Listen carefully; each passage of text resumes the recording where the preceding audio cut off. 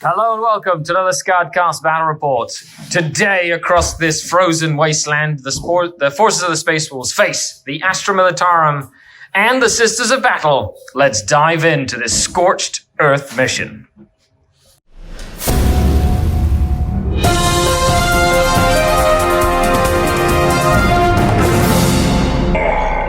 The Dark King. We're playing Scorched Earth today, so 6 objectives on the table, which we're setting up. 2,000 points apiece. New Space Wolves with the brand new Space Wolf Codex supplement. Cody's gorgeous Space Wolf army all laid up, ready to go. We'll take a look at the armies in a second against the alliance of Astra Militarum and Adepta Sororitas, which of course is what you saw me play last time. Modified the list a bit. Let's put it to another test. So let's dive in and take a look at the armies. And here we have 2,000 points of Astra Militarum and Sisters of Battle for this battle report. Changed it a little bit from the last game against Tyranids because I got my Demolisher tank painted during the Twitch streams. That's right, we do a daily paint Twitch stream. If you want to tune in, check the link in the description for our Twitch channel. Okay, so I do have a battalion with a company commander and a plasma pistol. I have 2 tank commanders. One is a demolisher with heavy bolters. One is a battle cannon with heavy bolters. A command squad with 4 melter guns. 3 infantry squads, 2 with grenade launchers, 1 with a flamer. A chimera with a multi-laser heavy flamer. A basilisk. And I've taken full payload on the Basilisk for maximum damage on there. An Astropath with the +1 saves psychic power. And a unit of 5 Bulgrin as well. Then we have a Sisters of Battle Bloody Rose Patrol with Saint Celestine. 2 units of 5 Sisters of Battle. 7 Repentium. A Rhino. An Exorcist, and 5 Seraphim with 2 with double hand flamer. And to top it all off, secretly, a Calidus assassin as well. Let's take a look at what the Wolves have brought. Howl! And here we have the Wolves. And by wolves, we mean lots and lots of wolves. Okay, Cody, take it away. What have you decided to bring to showcase the new Space Wolf? This is more like a combination of everything you have painted. Yes. Everything I can just fix. Which is the sacrifice you are making to make sure we can film a battle report. Yep. Once I strip all my wolfen of everything they own, I'll get some nice wolf guard.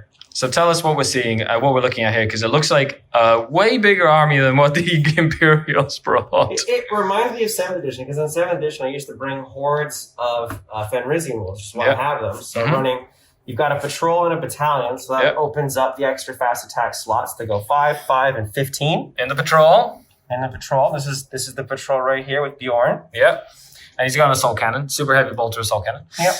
Infiltrators. Yep. And then 2 units of 5 wolves, which is 7 points each, actually. Really, really cheap for what you get with them. They're speedy orc boys. That's right. And then you have a full battalion. Now, this is the meat and potatoes of your list. Yep. We went with all the named characters. So you've got Harold, the custom Harold. Unfortunately, the Logan sled dog, so I don't have a Logan sled. You've got Canis. You've got Njal. Then you've got 2 units of Thunderwolf Cavalry. So each unit has 2 Thunderhammers. And anything that's not a Thunderhammer is a lightning claw. Yep, and then this guy's got the Relic Lightning Claw for my free relic. So it's a Mastercraft Lightning Claw for his free relic. And then more Infiltrators. Both of these guys are Warlords, so you're spending a CP to make them both Warlords. Yep. 3 units of Infiltrators. Yep, and then you've got the Long Fangs in the back. I just want to try them out. And then you've got a dude hanging out with the Storm Shield to take a shot and see how they do. And 15 Fenrisian Wolves. Yep. And there you have it. 2,000 points of new Space Wolves. Let's dive in to the battle. Howl! Well, I think I already did that last time. But honestly, wolves everywhere.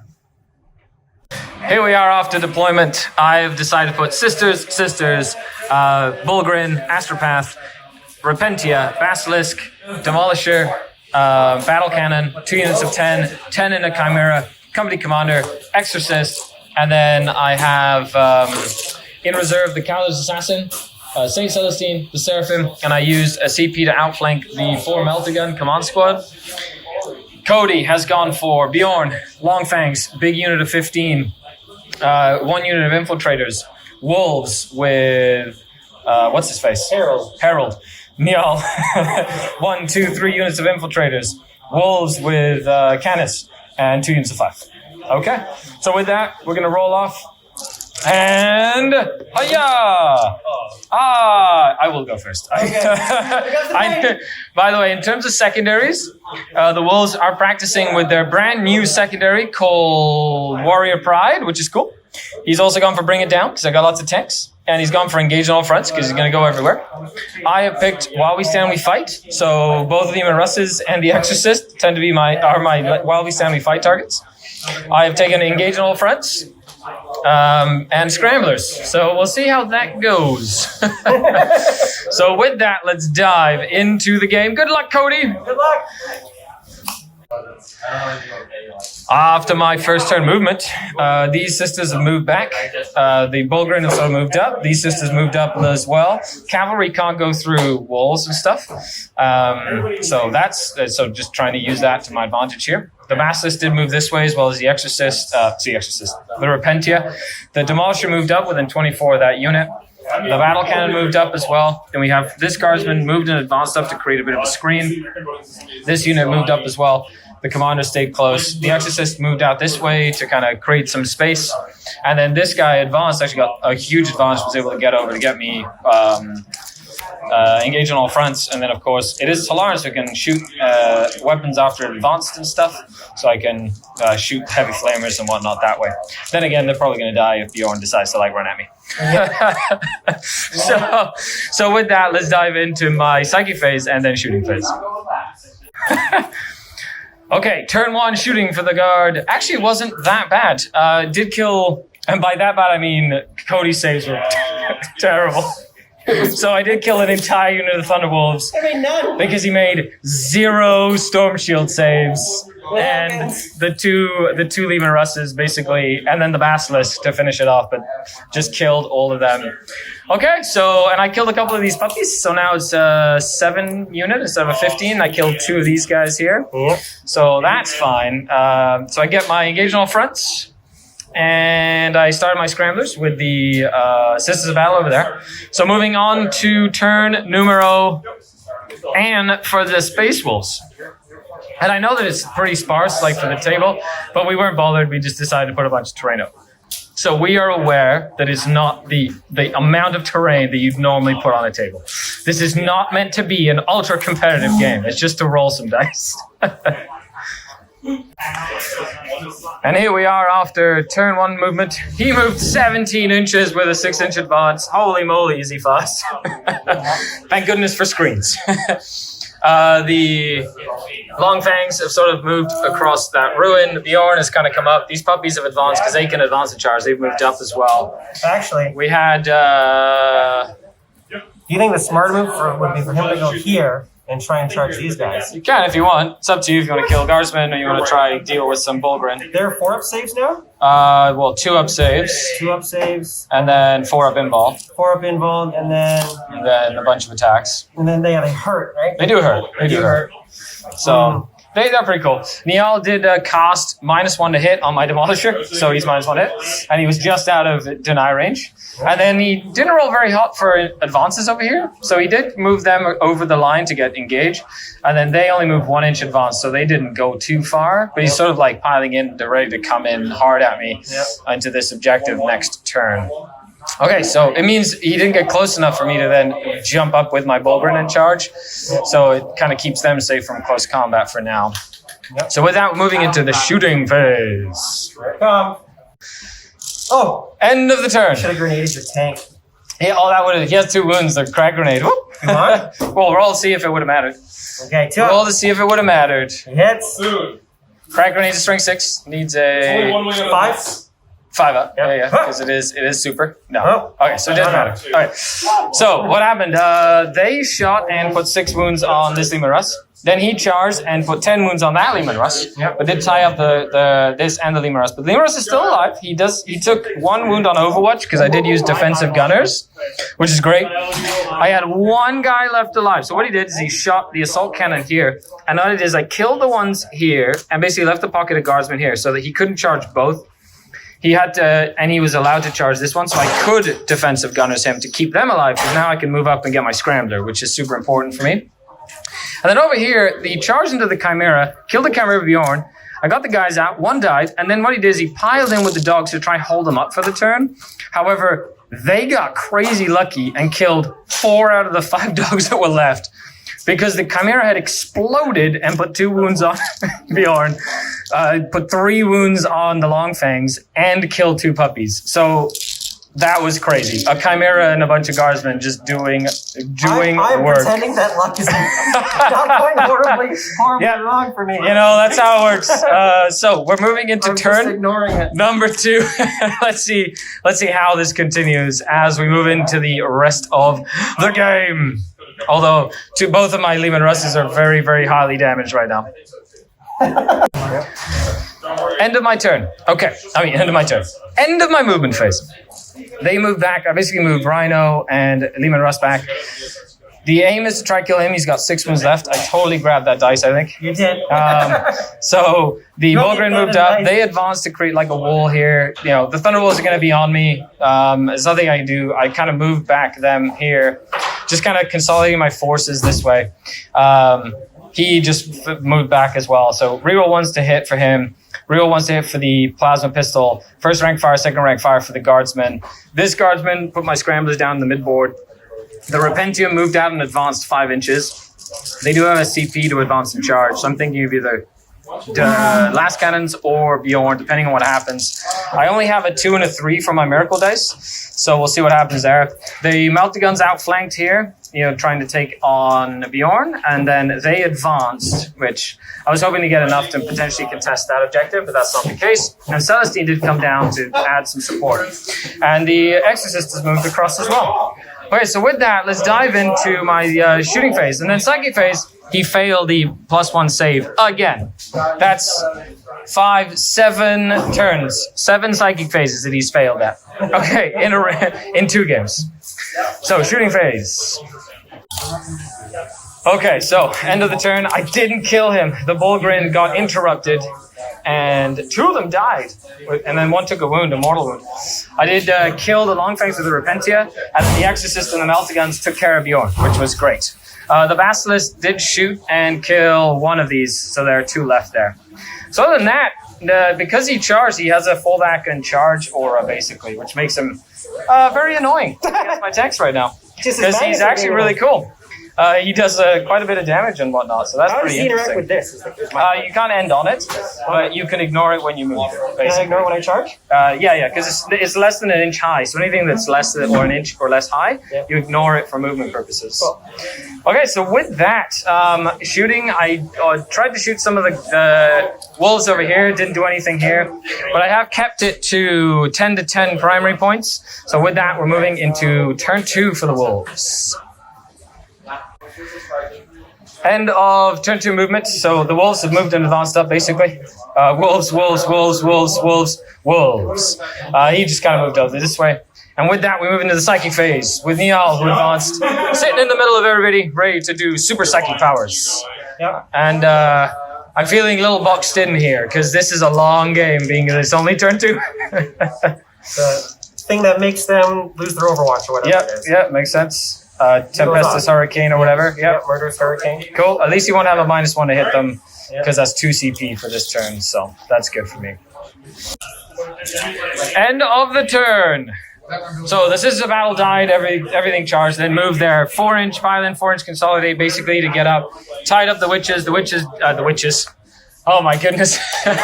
This is a battle, killed 1 puppy. Other than that, the big thing was Harold Deathwolf charged into the Demolisher. I defensive gunnered, got 3 hits with the Demolisher cannon. He failed 1 save, tried to re-roll it, didn't get the re-roll, and then I rolled enough damage to kill him. So Even with the -1 damage. even with the -1 damage, which was very unfortunate, but it does mean that puts the Space Wolves in a very precarious position. So with that, we're moving into turn number 3. I get another 10 points. I did lose a rando dude that was over here, and that's it. So 0 CP for the Space Wolves. I still have 4 CP going up to 5 this turn. Let's see what we can do moving in to turn number 3. Okay, turn 3 for the Guard and Sisters. I moved the Exorcist back this way, basically so all the guns and tanks can see the Thunderwolves. I've ordered my Demolisher to shoot and then move because he's Tallarn to just make some more distance, basically moving him all the way back here. This one over here is just going to reroll 1s. First rank fire, second rank fire. The aim here is to try and kill both unit of puppies. If I can, that'd be great. And then I move blocked with the Rhino to prevent them from getting through here. He can charge them and like come up to here, or at least it holds him like here +8 if he kills it, basically. On this side, I did bring my Seraphim down to get Scramblers. The Repentia and Celestine have moved up this way, and my Tallarn have sort of stayed around that objective there. The Calidus Assassin also came in right over here, basically as a counter charge unit later because she ignores invulnerable saves, and she's 2 damage each, so I'm really hoping she'll come into play late game as well. So with that, moving into the Psychic phase, and I'm going to do +1 armor saves. Let's see if I failed it for an 8th time. No, I do. I get it off this time. Hooray! So they're +1 save. Okay, so I was able to kill them with the first rank fire, second rank fire. I was able to kill them in charge, and I did kill 3 Thunderwolves and put 3 wounds, 2 Thunderwolves and put 3 wounds on another with all my shooting. The Demolisher shot and then moved back with his Tallarn order, which is one of my favorite orders. And then on this side of the table, I moved up, I killed them with the Repentia, and then Celestine moved her 6 inches up after, basically. So she's now in the backfield, going to be annoying to the objective secured units over here. Now, something that's important to note is because Cody has Warrior Pride, it's 3 points if you're in engagement range, but if you fall back, you don't get your points, which means that he has to basically sit there and either smite them or charge them, which is what he wants to do. But if you get stuff stuck in combat and they want to fall back, it'll stop his Warrior Pride from scoring. So little things like that can swing the game. You know, of course, the fire superiority has been massive in the Thunderwolf game with Storm Shields going from a 3 up to a 4 up. We've really felt it because Cody and I have played many games before with the 3 up Storm Shields, and on 3 ups they were like crazy good. But now it's like a toss up. You either make it or you don't. End of the movement phase. Thanks to my move blocking here, the Thunderwolves have moved up. Canis, Neal actually advanced up to basically try to get a -1 to hit on some stuff over here, as well as maybe a smite or something or whatnot. Later, he's going to be useful for the no Overwatch power, which will be really good as well. I just need to catch you. Yeah, you have to get there, right? I'm losing too much. And then over here, he's got 10 bolters basically shooting. Those did move, so they rapid fire, and they did move, but they're basically shooting at Celestine because she's nice and close now. And, that's why I'm kind of running her up there, because she needs to do something other than just like go back. Okay, -1. That's a 6. It does. Go off. Could you get +1? I will. Yep. Yeah, so, I don't stop you. No, you silly person. Okay, so with that, he's going to do his other, but we'll move into the rest of the turn. Okay, so end of the turn, Rhino died, they got out. He piled in to basically trap the Bulgrin, who survived a lot of attacks with 1 wound remaining.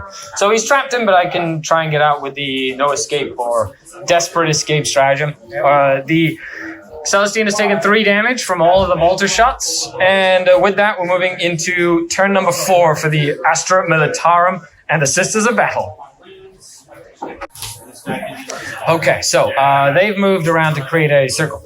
He's moved up to just kind of get line of sight, and he's probably going to shoot and then move back. That one just moved around. I can see that one. The Calidus has moved up as well to start being annoying.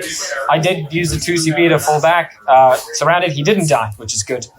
Then the Repentia used a 5 on their advance with a Miracle Dice to get an 11-inch move, and now I just need to use a 5 and a 4 to auto-make that charge, because a little bit less than 10 inches. So that'll be an auto charge there, and then all the shooting will go into that unit there.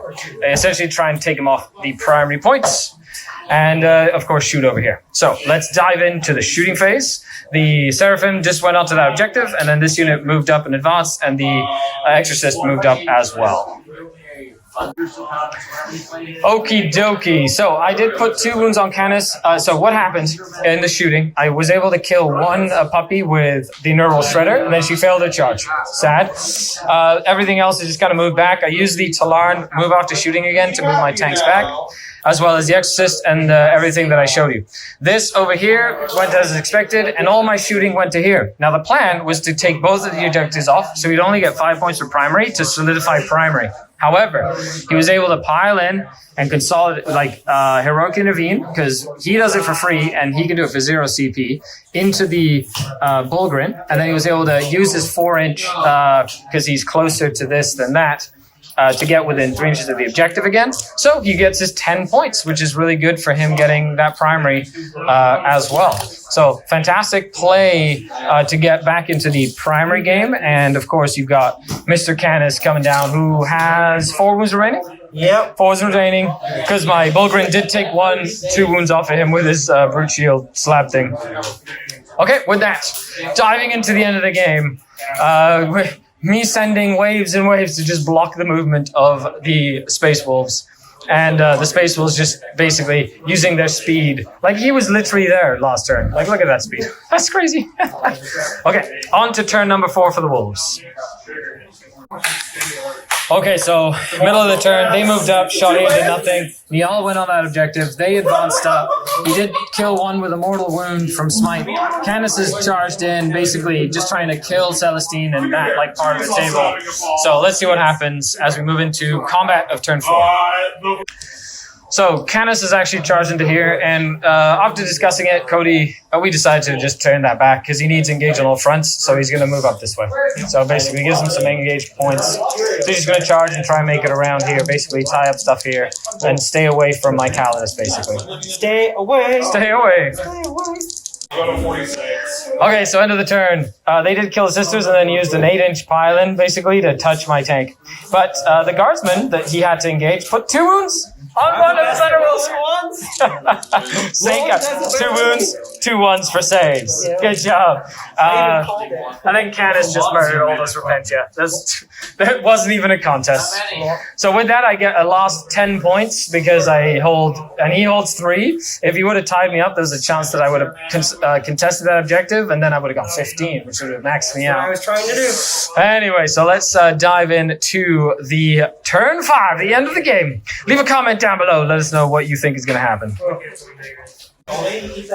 Okay, end of my movement. I'm basically going to get them back in the fight. Just getting back here. This moved back, that moved back. This moved up to get the flamer in range. I've got some melta guns, got a plasma pistol. Going to try and deal with them, and then probably shoot Niall off, potentially kill them with the Calidus. And then Celestine's going to just go into Wolfborn guy. So so let's see how this game finishes up. Okay, end of the turn. The Calidus killed 2, 1 survived. Punch you back. Yeah, he's going to punch me back.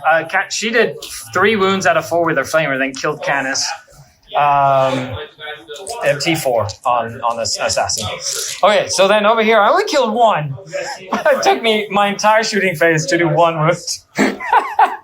Just shows you how awesome that 4-up can be sometimes, if you pass them. You rolled like garbage. And then I was so close, so got into the combat here, basically saw no damage here, and the 1 guardsman survived. And I have a morale to take, and I need a 1 to auto pass. Don't you do it. Oh no, he runs, which leaves him completely free to go about. But I do have a command point to Overwatch, which is good. Okay, so he does want to try and kill the Demolisher. I have 1 more command point, so I'm going to Overwatch. So let's see if I can do it. D6 shots from the Demolisher cannon. 3, okay. No defensive gunners this time on 6s. Oh, and now the heavy bolters. That's right. The heavy bolter. 9 shots. And one. That's not enough to kill you. Not enough to do wounds. So I feel like my demolisher's gonna die. It's gonna die a horrible, hideous death. Wah wah wah. I'm gonna give him +1 to wound. There you go. Okay, so bye-bye, Demolisher. And that is game. The Calidus assassin did kill. He needed him to survive to get that last 3 points for his warrior pride. And then, of course, he just went in and blew up the tank. And, well, didn't blow up the tank, but killed the tank. So we did tally it. That was one of my While We Stand We Fights dead, which means that I only got 10 for While We Stand We Fight. I got 11 for Engaged. I got 10 for Scramblers. So I got 71 points with my 40 primaries. He went to 35 primaries, because he was able to do that thing on the turn to get his 5, which is really good. And then he got 12 for Warrior Pride, 7 for Bring It Down, and he got 14, and 7 for Engage on All Fronts. So 16 and 35, you're looking at 57 to 71, plus the painting points or whatever. But other than that, that was interesting. Wolf, like this guy alone, by himself, did more work than most of your army.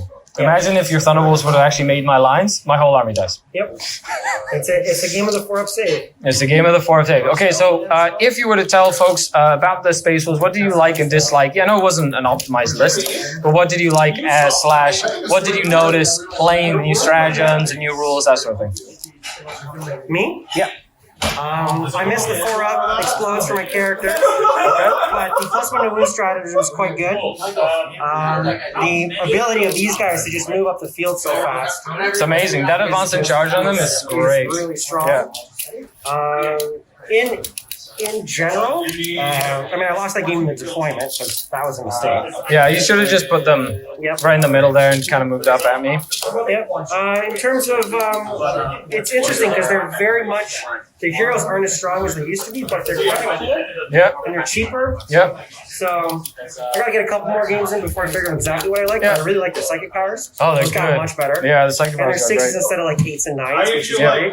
Very easy to cast, especially Niall, who had a +1. He didn't fail a single. Niall was probably one of the best things in my army. I think you just throw it in there just because he's so rock solid. Yep. And without him, you would have picked up all that stuff so fast. That -1 to hit really deterred me from kind of, especially in that bubble. And that's another thing too, is if you go in the middle with Niall, and Niall stays here and the whole army bubbles around it, and you just say, shoot me. Especially in this mission where you have 1, 2, 3 objectives, going in the middle means you can kind of branch out to any objective you want. So basically I kind of deployed like that, was wondering where you were going to put your Thunderbolts. Once you put them on that side, I was able to sort of block you and then move as quickly as I could over here and just like stole you. I forgot how good these things are at moving and shooting. I underestimated that. That was a mistake. That's something. It's not static anymore, right? I noticed that in 9th edition fighting vehicles, they're a lot harder to lock down. So that's just something I have to get used to. Yeah. Other than that, I love the addition of Celestine in my list. I feel I used the Repentia a lot better than I did in my last game, especially with the crazy ability to make like auto charges with Miracle Dice, which is fantastic. The tanks are great, even though you're paying like 250 points for one of these. Totally worth every single penny. They were great. Okay, thanks a lot for tuning in. A huge shout out to all the channel Patreons, without whom I wouldn't be able to do content. A huge shout out to Cody and the Hooded Goblin. Make sure you check the links down below and get some cool merch. Patreons also get a cool discount. Make sure you order from them. They're a local store, and it helps them out, especially during the COVID times. So support your local game stores, and they'll ship anywhere in Canada and the US. Right? Anywhere in Canada? GW is only Canada. Okay, GW only in Canada. But take advantage of that. Links are down below. They also put great events on when we can have events.